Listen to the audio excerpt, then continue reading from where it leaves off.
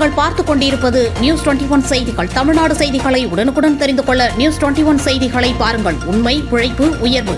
ராசிபுரம் சித்திரம் பவுண்டேஷன் சார்பாக வாசன் ஐக்கர் மற்றும் சேலம் ஹாஸ்பிட்டல் இணைந்து நடத்தும் இலவச மருத்துவ முகாம்.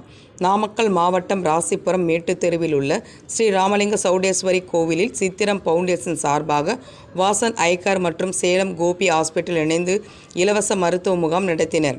இந்த இலவச மருத்துவ முகாமில் அப்பகுதியை சுற்றியுள்ள பொதுமக்கள் 200க்கும் மேற்பட்டோர் கலந்து கொண்டு கிட்ட பார்வை, தூர பார்வைகளுக்கான கண் பரிசோதனை, உடலில் உள்ள சர்க்கரை அளவு, இரத்த அழுத்தம் பரிசோதனை செய்து இலவச ஆலோசனை கேட்டு சென்றனர்.